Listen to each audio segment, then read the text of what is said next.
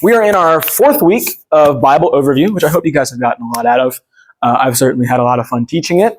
And today we had to skip the prophets because we didn't have FCS last Friday, and when I made the schedule, I forgot that we didn't have that, so we're skipping it. I'll probably do something with that. I'll post it. But today we're in the Gospels. And this is going to be, I think, really, really interesting and also really, really important because if there are any books of the Bible that are under attack from skepticism that I see all the time, it's the Gospels. And that's really important because in the Gospels is where we learn about the life of Jesus and his teachings and about why we need to follow him. And so if we can't trust the Gospels, what can we trust? And so today we're going to look at four things. We're going to look at what's called the critical position on the Gospels, which is what you'll find in most unbelieving schools of thought. We will examine how the skeptics online and that we encounter with on a daily basis like to take the critical scholarship and maybe twist it and abuse it to wreck our faith. We'll refute that, and then we'll look at what I think. Can I close the door? Absolutely. Okay. We'll look at what I think is a more appropriate, well-rounded, and a position that actually would lead to faith of the origin of the gospel. So, what I need from you guys, there's a lot of content that I'm pretty sure a lot of you have not heard before.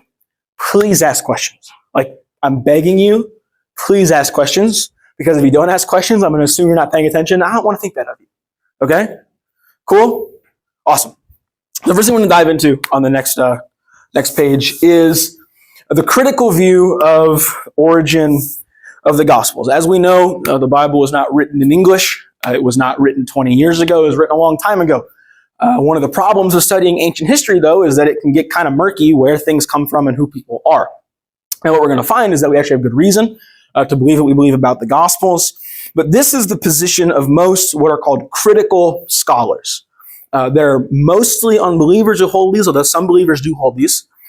These brute facts or conclusions about the Gospels are not necessarily contradictory to our faith, but they're not conducive for faith, and we're going to go over them real quick. The critical view of the origin of the Gospels, the biggest one that throws people for a loop, is the idea that they are published anonymously, that we don't know who wrote them. That's the first point. Now, the second point is that they believe in the Gospels we see theological, Christological, and historical developments. So we think that stories that are actually stories are being added in or that fabrications are being made. Most critical scholars believe that Mark was written first sometime around 70 AD, and they believe this because in their perspective, Mark has what's called a low Christology or a low view of Jesus. They say that Mark has no resurrection appearances, which is true depending on how you look at it, and they say that puts it earlier in the timeline. They say that Mark has the least amount of teaching or long dialogues from Jesus. And they also say that the fact that Mark records temple predictions about the temple in Jerusalem being destroyed proves that it had to have been written after 70 AD. Then the critical scholars will say that Matthew and Luke, and notice the quotes because they think we don't know that Matthew and Luke are real people. Matthew and Luke take Mark, they kind of change it and do whatever they want with it in the late 70s and 80s AD. And then John,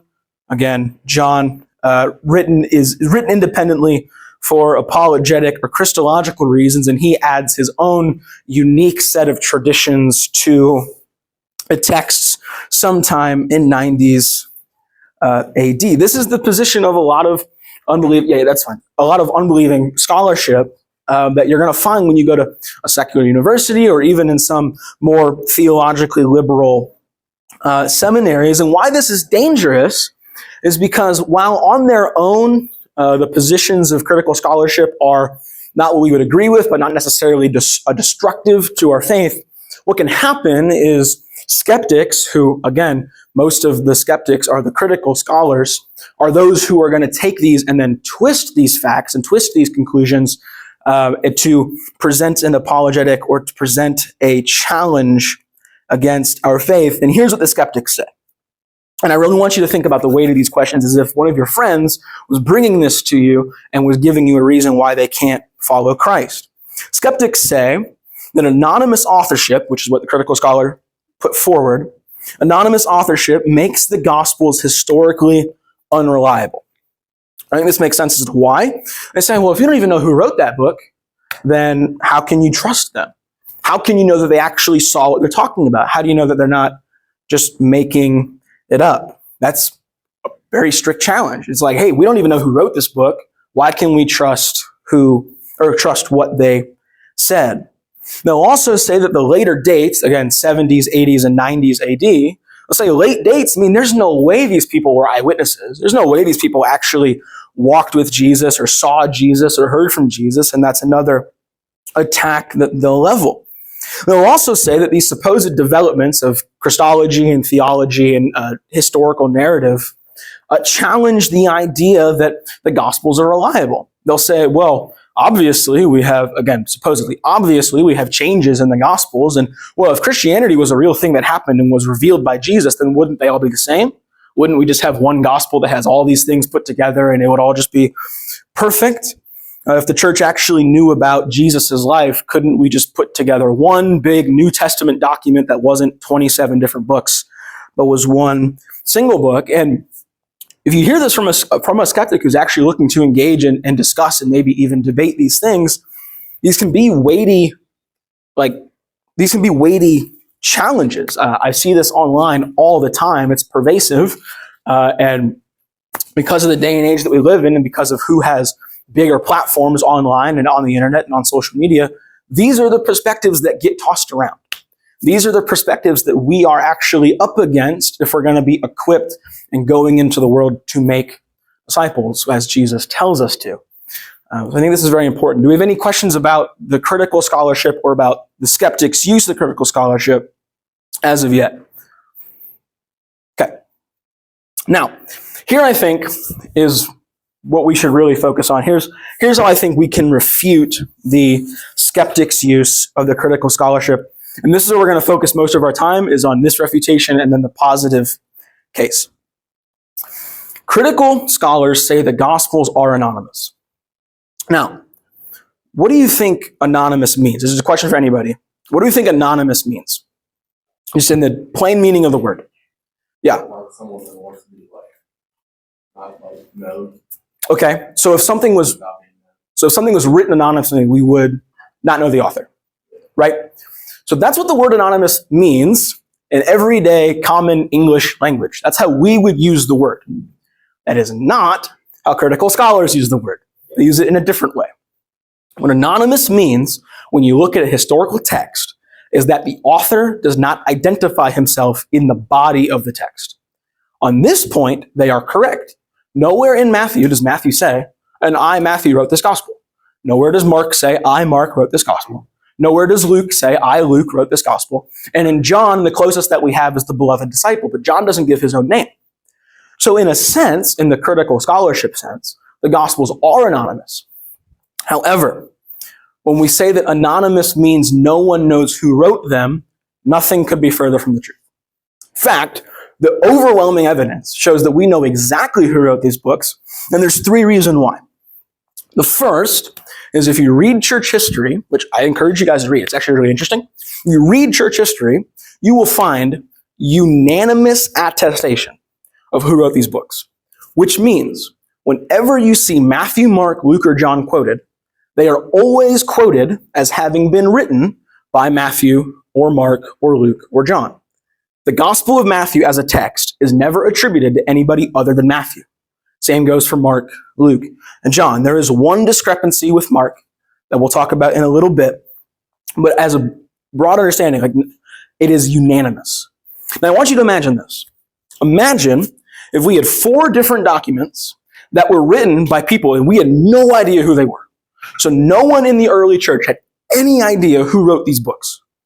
And instead, they were going to put names on these books, on these letters, to give them authority. What are the chances that in 4 different continents, or 3, in Europe, Asia, and in Africa, in 3 different continents, they were going to all pick the same names for the same books at the same time, and they were all going to line up? The chances of that are impossible. You would need a centralized governmental force to collect all of the books, burn the other ones, and then title them. No historical record of that exists. The fact that we have copies from Ethiopia, from Africa, well, Ethiopia is in Africa, but from Africa, from Asia, and from Europe, where all of the books are always titled with Matthew, Mark, Luke, and John, and all of the quotations of church fathers and of adversaries of the church in the first, second, and third centuries all quote them back to the traditional authors, means that we can know, as far as history goes, we can know as a fact that these guys wrote those books. I think is very, very, very amazing, because if we can know for a fact that these guys actually wrote these books, we have very good reason to believe what's written in them. The second reason we can know who wrote the Gospels is because, again, if we had unknown, untitled books where no one knew who wrote them, and you as a Christian were going to say, well, I think this guy wrote that, trying to give it authority, you wouldn't pick Mark or Luke. Do we know who Mark or Luke are except as gospel authors? Do we know who Matthew and John were aside from gospel authors? So Matthew and John walked with Jesus. That's the claim. Matthew and John walked with Jesus. They knew him. They were disciples. They were apostles. They were of the 12 that Jesus chose to be with him. Mark is not, and neither is Luke. If I was going to take this unknown document and trace it back to an authoritative source sometime in the first century, I wouldn't pick Mark or Luke. I'd pick them last. I would pick Philip or Thomas or Peter, one of the apostles who actually knew Jesus. But the fact that they put this on Mark and on Luke tells us that it's because Mark and Luke actually wrote it. I wouldn't, because if someone says, who the heck is Mark? You guys couldn't give an answer. I'd be like, well, Mark is mentioned twice else in the Bible. He's not of that significant importance. Neither is Luke. Luke travels with Paul. But as far as the 12 go, I would have picked one of them. So this unlikely scenario where they added the names Mark and Luke tell us that it's really because Mark and Luke actually wrote those books. The last piece of evidence that we can be sure of who wrote these Gospels is that there's New Testament corroboration. That we know that Matthew and John are viable sources because Matthew and John were disciples of Jesus. Mark and Luke tell us that. We know that Mark can be a source because we know that Mark was an associate of Peter. We learn that from Peter's second epistle. He says, I'm sending this to you from Babylon, which means Rome, and my beloved son Mark says hi, basically. We know that Mark was an associate of Peter, and we know that Luke is an associate of Paul. So we have unanimous attestation. None of these books are ever called anything else except Matthew, Mark, Luke, and John. We have the odd chance of, if Mark and Luke are not the authors, why would you pick them? And then we have New Testament evidence that says these guys are viable authors. So we can know, I think, in the de facto position, that these guys really did write these books. Any questions? Thoughts? Anything you've heard differently before? Okay, awesome. The next thing we need to address, I noted that skeptics will say, the late dates of the Gospels make them unreliable. However, the late dates of the Gospels are not a fact, they are conclusions. That's really important. We don't know when the Gospels were written exactly, because we don't have photocopies, we don't have timestamps, we don't have online publishing dates for these books. The best we can do is provide a range. Now, for the skeptic, the range has to be after 70 AD because in the Gospels, in at least the Synoptics, I think all four of them, Jesus predicts the destruction of Jerusalem and of the temple. Now, that's a historical event that happened in 70 AD. The Roman army came in and just leveled Jerusalem. Like Jesus says, not one stone upon another will stand here. And that exactly happened. Now, for the skeptic, they say, so therefore, because the Gospels record this, they must have been written after the fact. Because, for many skeptics, the idea of Jesus prophesying the destruction of the temple is not available. It's not an option. They say, prophecy, it's a circular argument. They say, prophecy doesn't exist. Therefore, Jesus could not have prophesied the destruction of the temple. Therefore, the Gospels must be late. However, that is an assumption that they are making, and I would say it's a faulty assumption. It's not historically valid. It's not scholastic at all, to on the front of it just straight up deny that prophecy can happen. Because what happens is you say, I don't believe prophecy happens. And we say, okay, well, here's an example of Jesus prophesying the temple destroyed. Oh, no, that's not an example because it happened. He wrote that after it happened. It's the late dates are conclusions built on faulty assumptions about prophecy and about theology. They'll say, well, John has a very high view of Jesus, therefore it had to have been written late. Why? There's no reason to think that. That's just an assumption that is made. Any questions on that point? Yeah, Sophie. So are they like only arguing like the dates and stuff about the New Testament? Like, do they believe the Old Testament? The Old Testament dates are a different thing. They're actually harder to deal with. So I would love to talk about that at another time. And if we had time for the prophecy lesson, I would have. The dates of the Old Testament books are very disputed because of prophecy. So for example, I'll try to keep this quick. Isaiah, the most quoted prophet in the New Testament, the biggest prophetic book, not the longest, but the most chapters in the Old Testament. Most scholars, again, critical scholars, say that Isaiah does not have one author, but has 2 to 7. And they say that chapters 1 through 39 were written by Isaiah, and that chapters 40 through 66 were written by someone else. The reason they say this is because in Isaiah chapter 42, Isaiah names Cyrus, the king of Persia, by name 200 years before he existed. In my mind, that's a crazy example of prophecy. God gave this guy a name of a king who would come in the future. And in the skeptic's mind, it's a evidence that it was written after the fact, because they don't think prophecy can happen. From the front of it, they don't think it can happen. So that does happen. Daniel's the same way in the Old Testament. But with the Gospels in particular, it's the destruction of Jerusalem. They say Jesus could not have predicted the destruction of Jerusalem. Therefore, the books are late. So we've seen that the skeptics claimed the books are anonymous. We have no idea who wrote them. Therefore, they're unreliable. That's just not true. We know as close to as a fact as we can know that the traditional authors wrote them. They say that late dates mean they're unreliable, but their conclusions about late dates are built upon false assumptions of prophecy and theology. They also say that there are developments in the text. So Mark has supposedly a very low view of Jesus. He's just like a prophet. He's just a cool dude. And then John's like, oh, he's God. But these supposed developments are completely overstated. And I would contend, give me the Gospel of Mark, and I will prove to you that Jesus is the Son of God, Yahweh incarnate, who died for sins and rose from the dead. That same message is presented in all 4 Gospels. And what the skeptics do is they ignore appropriate authorial license, which means they ignore that the Gospel authors have appropriate license to do what they want with the story of Jesus to meet their specific purposes and intended audiences. Mark, Matthew, Luke, and John have different audiences. Therefore, they write on different perspectives of Jesus. Mark is writing to a Roman audience who's familiar with the mythologies of Hercules and Zeus. And so he's going to write a story that more reflects that culture.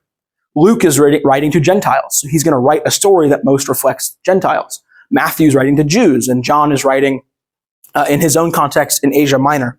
Think about the vocabulary you talk to your friends, the slang you would use, versus when you write it formally on a paper to your teacher. Like that's kind of like why some things can look different, be written different. And audiences going to make a difference. Yeah.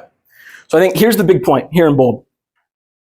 Given the historical attestation of authorship in the early church and the theological unity that really does exist if you read these books closely, our position, the position that Matthew, Mark, and Luke, and John are the authors of these books, ought to be the de facto one. The overwhelming evidence of the historical record is that Matthew, Mark, Luke, and John really did write these books. The burden of proof then is on skeptics to give us good reasons why they couldn't have. And no such reasons have been presented in thousands of years.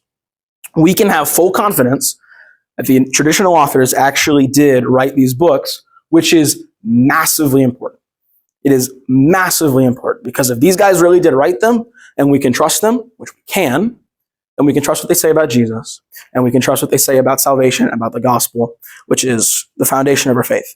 So, on the next slide, here. I want to go over what I think is the most historically viable, sound position on how the Gospels came to be.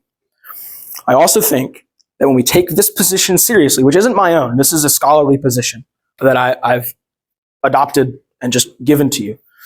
When we take this position seriously, I think what we find is not only can our faith be salvageable, that we can continue to stand in our faith in light of scholarship, but actually the scholarship should create faith. Because if this timeline is correct, and we have good reason to believe that it is, then we have good reason to believe what is written in the text of the Gospels and believe what they say. So there's some points of agreement that we have with the skeptical scholars and the critical scholars. So points of agreement are that Matthew and Luke really do borrow from Mark. This is unavoidable. I don't know if you've read the four Gospels together, but what you'll notice is that there are sections in the Gospels that line up word for word. Now, this is not likely to happen if they're all coming from their same memory, from their same perspective. You wouldn't have word for word lineups. This demonstrates what's called literary borrowing, that Matthew and Luke used Mark and adapted his story. We can concede that to the skeptic. We can also concede that the Gospels have distinct focuses. So while they're talking about the same Jesus, they highlight different events and different key themes in his life. But here's what's different. Here's what's different from the skeptical position.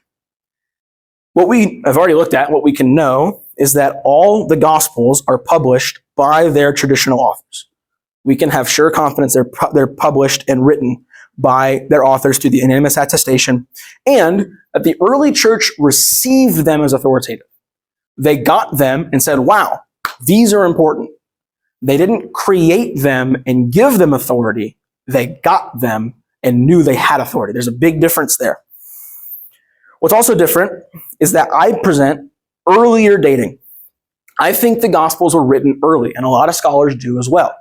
I think we have no good reason to push the Gospels anywhere beyond 70 or 80 AD, at least for the synoptics. I actually think we have good reason to believe the three synoptics were written before 70 AD, and that John could have been as well, although I think he was probably written in the 90s. I'll concede that to the skeptic.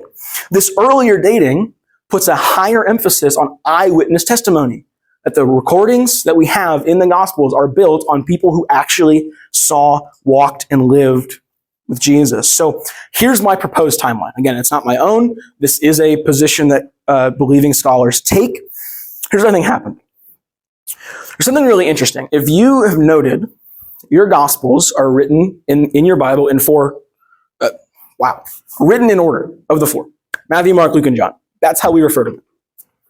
This goes back to a tradition in the early church that said that Matthew was the first of the four gospel authors to write his gospel down.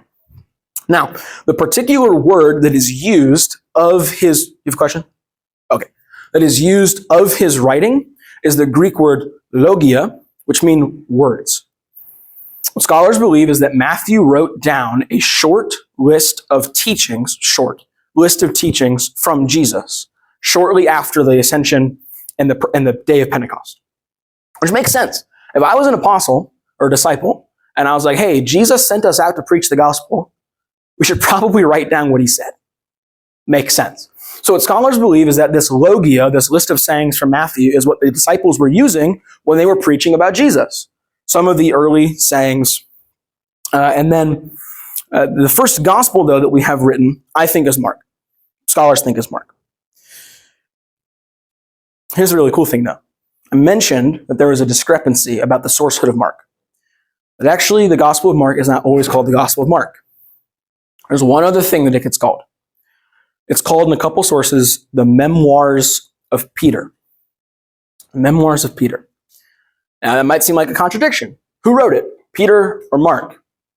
But actually, when we put these two things together, what we find is really, really cool. What we find is that the earliest gospel was written by Mark based on the preaching of Peter. I mentioned that Mark was an associate of Peter. We learned that from 2 Peter. Early church history says that Mark went with Peter to Rome, and that the Roman church said, hey, we would love to have a gospel about Jesus' life. why don't you write one? And then Mark either wrote down what he remembered Peter saying or went to Peter and asked him to tell him what to write. And Mark wrote under the authority of Peter.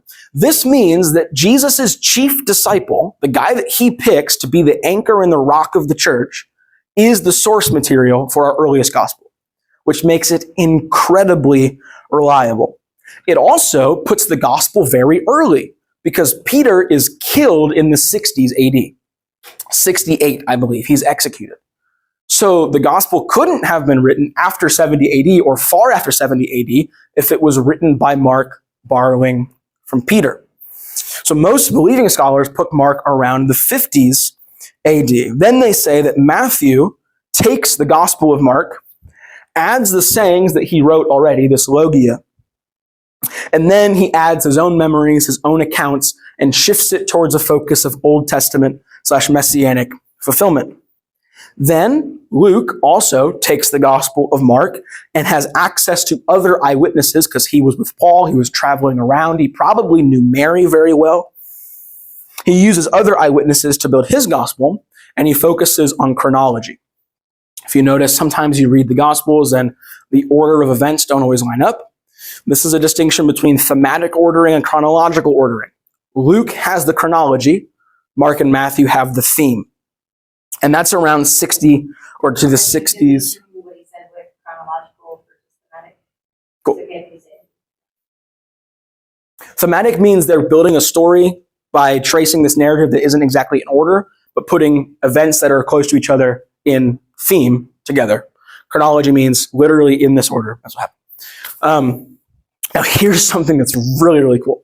The reason that I believe so strongly in early gospel dating is because if you know the book of Acts, and if you've read it recently, you know that it ends really abruptly. It's so weird. The first half of Acts is following Peter, and the second half of Acts is following Paul, and the second half of Paul's story is his mission to Rome.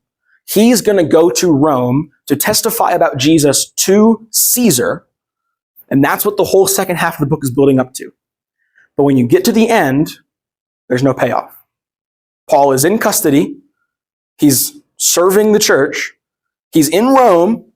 No trial. We don't get to see him talk to Caesar. We don't get to see him executed. And people are like, why is this? I think the best reason why this is, the reason that Luke does not record the trial and execution of Paul is because he wrote Acts before it happened. What believing scholars think is that Luke wrote the book of Acts sometime during Paul's imprisonment, which had to have happened before 68 AD because Paul was executed in 68. It makes no sense if Luke wrote it after the fact, not to include the defining detail of Paul's life, is that he's martyred. So he had to have written it before. And here's the really cool thing. Luke wrote his gospel before he wrote Acts. So if Acts is a mid-60s AD work, then his gospel is also a mid-60s AD work. So we have Mark in 50, we have Luke in the 60s, we have no reason to put Matthew any farther back, and so we can say that the three gospels were written within 50 years of the life of Jesus. Within 40 years of the life of Jesus, actually. Furthermore, we can take those complaints about temple prophecy and throw them out because, well, we have really good reason to believe these gospels were written early, which means those prophecies are actually prophecies. Jesus actually really did predict the destruction of the temple. And then lastly, we have John, who supplements the three synoptics with his own memories and his own focuses on Christology, and he could have written anywhere between 70 and 90. It really doesn't impact our position. We still have the synoptics, who are very reliable. The reason that John can write so late is because John is the only apostle who is not martyred or not in a foreign country at the end of the century. So we have conflicting accounts. There's good reason for both. I put both. I think 90s or 70s works either way. If he's really an eyewitness, which we have good reason to think that he is, then we can trust what he said. And there's good study. If you're wondering, well, how could he remember all that? There's really good cognitive studies. People in the first century had crazy memories. Crazy, like we suck. We're terrible with memory. But they had great ones. There's very good reason he could have written that from his memory. So I think that, go back, yeah. think that's the timeline. And I think we look at this timeline and we say, wow, the earliest gospel comes only 20 years after Jesus dies. It's written by his best friend, basically. His best friend tells this guy to write it down. So that's incredibly reliable. Then we have Matthew, who's also a disciple of Jesus, who, yes, he takes Mark and uses it, but Mark is just basically Peter. So it's still reliable. That's around the 60s. We have Luke, who knew all of the apostles because he was traveling with, or most of the apostles, because he's traveling with Paul. So he writes from his eyewitness account, and then John, who is an eyewitness. And I look at this and I say, there's no good reason not to believe what they wrote. Remember also that these guys went to their bloody deaths defending what they said. If they made this up and they knew they made it up and they knew it was a lie, we have no reason to believe they would have died for it. But they did. They put their stamp, their seal of authenticity on these books by putting down their lives for them. And I think that leaves us with every good reason to believe them and to trust in what they say. Any questions on any of this? Thoughts, comments? Okay, cool. So that is the scholarship perspective. And now, maybe more applicable to you guys, I do want to talk about real quick studying them, because that's kind of what the series is about. Studying the Gospels.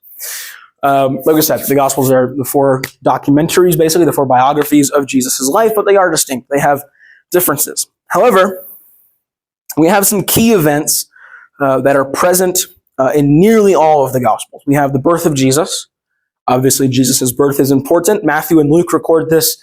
The virgin birth, they have different narratives surrounding it, but those are not unreconcilable. Not the time for that now. If you have questions about that, I'd love to answer them. John records not the birth of Jesus, but the incarnation of Jesus, which is slightly more important, actually. And then John records the incarnation. Mark starts right away. The baptism of Jesus, that's in the 3 synoptics. The feeding of the 5,000 is in all 4 Gospels. Very interesting that Jesus' most public miracle, the one that the most people could have said didn't happen, is the one that all 4 Gospel authors recorded. Now, if they're making that up, why would they put it in there? If I was like, yeah, 5,000 men and also women and children, so upwards of maybe 20,000 people saw Jesus do this. That's a crazy lie to tell. It is a crazy lie to tell. We try not to lie, right? But if I was going to make up a story, I wouldn't even want to include 5 people that you could go ask, hey, did you see this? No. Okay, so he's lying. But these guys are like, yeah, upwards of 10 to 20,000 people saw Jesus do this. Go ask him about it. I would not make that up. That seems very, very plausible and very, very reliable. Then we have the transfiguration of the triumphal entry. That's in all 4 Gospels. Jesus debating the Pharisees, the Last Supper, his trial, his crucifixion, and his resurrection. Very important. The crucifixion and resurrection are in all 4 Gospels. Those are the main points of the Christian faith, that Jesus died for our sins and rose from the dead. All 4 Gospels, including Mark, despite what skeptics say, record those events.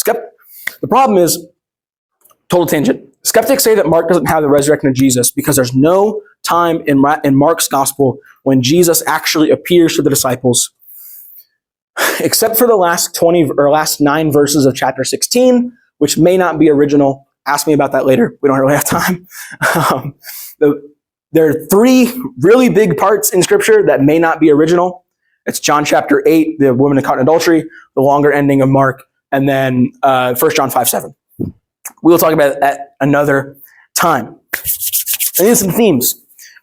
The biggest theme of the Gospels is Old Testament fulfillment. Genesis 3:15, which, if you guys don't have this memorized by the end, not you guys, but like if you guys don't have this memorized by the end of the year, I will be incredibly disappointed. We've been referencing this a lot. This is where God says to the serpent, Satan, to the serpent, I will send a Savior who will crush your head. That's the promise of Jesus from the very beginning of the Bible. And now we see it fulfilled because Jesus has come. He crushes Satan at the cross and at the empty tomb. Messianic prophecy is very important. Jesus being called the Christ is theologically massive. Christ in Greek, or Christus, means anointed one. Messiah in Hebrew means anointed one. They are the same word. They refer to the same thing. So when we say Jesus Christ, we say Jesus the Messiah, basically. It's a theological claim that Jesus is the Messiah, and so messianic prophecy is going to be big in the Gospels. Lastly, covenants ratified. We talked about the covenants a couple weeks ago, that God makes promises to certain people, and they all come true here in Jesus, who then establishes the new covenant with us who believe in him. The second biggest thing is obviously the person of Jesus as the Son of God, as Yahweh in the flesh, as the Messiah, as a prophet. Remember the prophecies about the church temple, as our priest, which most people don't recognize, but Jesus is the fulfillment of the priestly role in the Old Testament, and as our king. Jesus reigns and is the messianic king promised to David. And then here we go, some studying tips, something you guys can take home from all of this. When we're reading the Gospels, 3 important things to keep in mind. The first is Old Testament parallels. The Old Testament is the shared background for all of the authors of the New Testament. They all know it, they all believe in it, they all see it as the foretelling of what they're writing. So we should know the Old Testament when we read the Gospels. You're not going to be a scholar. You don't have to read the entire Old Testament 10 times just to read the New Testament. I'm not saying that. But knowing your Old Testament will open up so many things in the Gospels. We have parallels between Jesus and Moses, which you and I have talked about before, I think. We have parallels between Jesus and David. And then we have parallels between Jesus and God himself. This is really, really interesting. Things said in the Old Testament about Yahweh are said in the New Testament about Jesus. Gives you a good idea of who Jesus is. Things that God does in the Old Testament, Jesus does in the New Testament. Gives you a good idea of who Jesus is. We see this in all 4 Gospels. Isaiah chapter 40-something, 41, I don't know, is quoted by John the Baptist. John the Baptist says, "He is the voice crying in the wilderness, make straight the paths of the Lord." Now in Isaiah, Lord refers to Yahweh, God, and in the Gospels, Lord refers to Jesus. So when John says, make straight the paths of the Lord, and then Jesus shows up, it's saying that Jesus is Yahweh from the Old Testament, which is very, very important. Next thing to note is repetitions. When you see the same places and the same characters, or when you see Jesus saying the same thing multiple times, take note of that. Be like, hey, what's the context of these things? What is the author trying to tell us by bringing us back to this place? Or by Jesus saying the same thing again? And then lastly, harmonization. Does anybody know what harmonization means? Do we know what harmony is? Like in music? Okay. What is harmony, if you could explain it in a musical sense? Like when multiple things get together, like layered like together. Yeah. No, that's great. That's actually a perfect definition for what I'm going to say. So harmony is taking distinct notes or distinct pitches and putting them together to form one cohesive sound. We have 4 Gospels. We have 4 distinct stories about Jesus. Harmonization is the act of taking the 4 Gospels and putting them together to form one cohesive narrative. This is both necessary sometimes. Sometimes there are apparent contradictions that we got to figure out. Be like, hey, it says that Jesus said this and said this. What's the reality here? How do I put this together? It can be helpful where we see there's a story in Luke that John doesn't include, but when we put John here and Luke here and John here, we say, oh, here's the bigger picture. But it can also be distracting. Here's why. Some people read the 4 Gospels and they try to put all of it together and they miss this stuff. When we read them as purely historical documents that are meant to be harmonized, we miss the individual perspectives of every author. So we need to be careful not to do one big thing, which is just never harmonize them. That'd be a problem. But we also need to treat them as individual documents with individual purposes that actually have something to say on their own. Does that make sense? Okay, so to review, all the way back. The critical scholarship, while they can defend their positions, in the light of the actual historical record, does not hold. We have great reason, overwhelming reason to believe Matthew, Mark, Luke, and John really did write Matthew, Mark, Luke, and John. We have good reason to believe they wrote it early because of the dating of Acts and because of the life of Peter. We can date those books early. We have good reason then to believe that what they wrote is true, what they wrote is real, what they wrote is reliable, and what they record about Jesus is really what Jesus said. And the miracles they record about Jesus are real. Because again, if they were writing about miracle claims early in the first century to people who were there, then the people who were there could have overturned it, could have said, nope, you're lying, you're crazy, disprove it. It didn't happen. People in the first century, if you know the Pharisees, after Jesus rose, the Pharisees never said he didn't rise. The Pharisees never said he didn't have an empty tomb. And when he was doing miracles, they couldn't say he's not doing miracles. They said he was doing miracles by the power of Satan, which is crazy, but that's what they said. They couldn't deny the miracles. And when he rose from the dead, they just said, shh, we'll pay you to lie about it. So Matthew writes for us.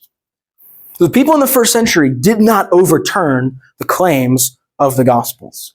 And if the Gospels are written early, we have good reason to believe that they are, then we can trust their claims because no one came along and said, no, you're crazy.